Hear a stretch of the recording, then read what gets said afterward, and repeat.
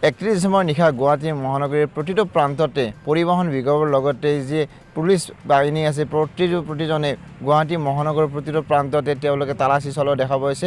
মোৰ সহযোগী চেমুলৈ দেখাইছে যে গুৱাহাটী ক্লাবৰ লগতে গুৱাহাটীৰ গণেশগুৰি হওক, জুৰোড হওক, নাৰেংগী হওক, প্ৰতিটো প্ৰান্ততে তেওঁলোকে তালাচী চলাইছে। লগতে যিসকল চালকে তেওঁলোকে সুৰাপান কৰিছে, সুৰাপান কৰি অহা যিসকল চালক আছে চালকৰ অনুজ্ঞাপত্ৰ আৰু যিসকলে হেলমেট পিন্ধি অহা নাই বা চিট বেল্ট পৰিধান কৰা নাই প্ৰতিজনতে নথিপত্ৰ চাই পেলাই তেওঁলোকে যি ফাইন দি ভাৰিছে সেই ফাইনৰ লগতে তেওঁলোকে সতৰ্ক কৰি দিছে যে তেওঁলোকে কোনো ধৰণৰ বাহন চলাব নোৱাৰিব। বাৰে বাৰে পৰিবহণ বিভাগে তেওঁ সতৰ্ক কৰি আহিছিল যে কোনো ধৰণৰ মদ্যপান কৰি বা নিচাযুক্ত কৰি তেওঁলোকে বাহন চলাব মানা কৰিছে। ইয়াৰ পিছতো গুৱাহাটী মহানগৰীৰ প্ৰতিটো প্ৰান্তৰ ঠায়ে ঠায়ে তেওঁলোকে তালাচী কৰিছে আৰু তালাচীত ধৰা পৰা গৈছে যে তেওঁলোকে বিভিন্নজনে মদ্যপান কৰি আহি তেওঁলোকে গাড়ী চলাইছে আৰু গাড়ী চলাৰ বাবে তেওঁলোকে বাৰে বাৰে সতৰ্ক কৰি দিছে যে গাড়ী চলোৱাৰ ফলত তেওঁলোকৰ এক্সিডেণ্ট হ'ব পাৰে, দুৰ্ঘটনা হ'ব পাৰে, যাৰ ফলত তেওঁৰ নিজৰ লগতে পৰিয়ালবৰ্গতে ক্ষতিগ্ৰস্ত হ'ব পাৰে। গতিকে পৰিবহণ হয় বাৰে বাৰে বহুদিন ধৰি তেওঁলোকক সতৰ্ক কৰি দি আহিছিল যে মদ্যপান কৰি গাড়ী চলাব নালাগে বা যিকোনো নিচাযুক্ত বস্তু সেৱন কৰি তেওঁলোকে গাড়ী চলাব মানা কৰিছিল। তদপক্ষে আজি 31 ডিচেম্বৰ নিশা গুৱাহাটী মহানগৰীৰ বিভিন্ন ঠাইৰ উদ্ভণ্ডলি যুৱকসকলে আহি তেওঁলোকে গাড়ী চলাইছে।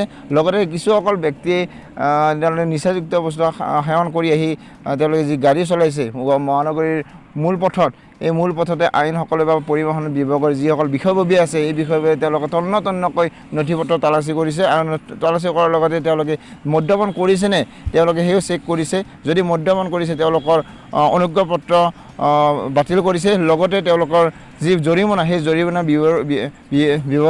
জৰিমনা ভৰিব লগাৰ ব্যৱস্থা কৰিছে। পৰিবহণ বিভাগৰ কিছু বিষয়ববীয়া আমাৰ মাজত আছে, লগতে উচ্চ পৰ্যায়ৰ কিছু বিষয়ববীয়া আছে, সকলোৰে লগত আমি কিছু কথা আলোচনা কৰোঁ।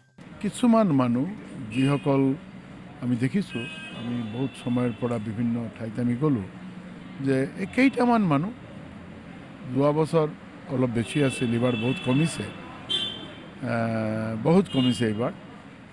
আমি খুব বেছি কেছ ডিটেক্ট কৰিব পৰা নাই, সেইটোও এটা আমাৰ আনন্দ।